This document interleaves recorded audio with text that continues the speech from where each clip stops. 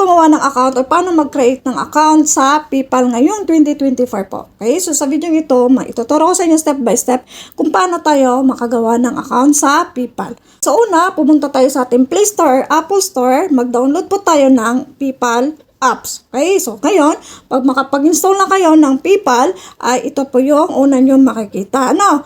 So, tap nyo lang po yung sign up. Okay, pag type nyo sa sign up, ito po yung kasunod na makikita ninyo. Tapos, ito, click nyo muna to kasi palitan natin yung bansa, yung country. Ngayon, tap natin to.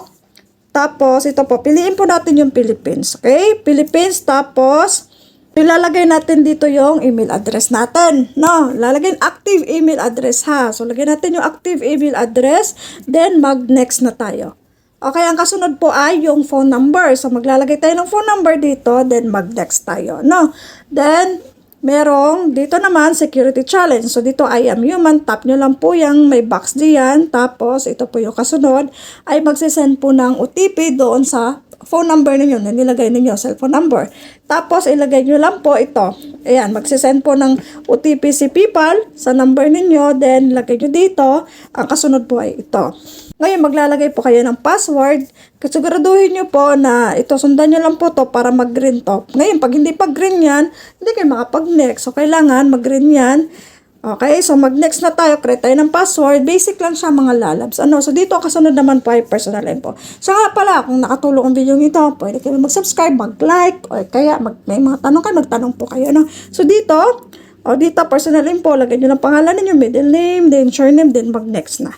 Dito naman sa additional info, then basic lang ulit, Philippines, document type, identity card, then lagay nyo dito document number, then date of birth, then next na tayo. Ang kasunod po ay yung address nyo, then lagay nyo dito yung address niyo, complete address ha. Yung pong, halimbawa yung ID na ginamit niyo ay national ID, dapat po ay exacto, same lang dito sa address. Then yung pangalan, same lang din dun sa ID na gagamitin natin kasi kailangan po mag-upload ng ID. Okay, so tap nito ang may box dyan sa gilid, then agree and create account. Ito naman po, ang kasunod po ay dito send money tayo. Depende sa inyo dyan kung alin ang pipiliin nyo, pero usually po send money tayo, no? Okay, so dito kung meron tayong debit card o credit card, pwede tayo mag-link ng card dito. O kaya kung wala naman po kayong mga debit card, dito skip lang natin, no? Skip lang tayo. Then, ito po, mag-create na tayo ng username. So, lagay tayo ng username, kahit anong username po, ilalagay nyo dito, then continue na tayo. Ang kasunod po, ito.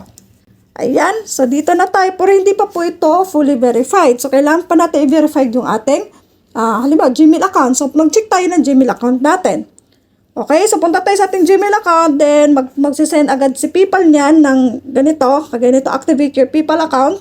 Then, tap nyo lang to, then ito po. Okay, so confirm your email address. Then ito, click nyo lang po ito, click to activate your account. Ayan. So dito, pipili lang po kayo ng browser kung saan nyo i-open si PayPal. No?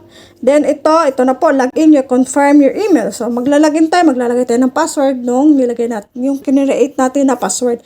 Then login na. Ayan, so meron natin PayPal account. Kung nakatulong sa inyo, mag-subscribe kayo, mag-like, or mga tanong kayo, magtanong lang po kayo. You're welcome.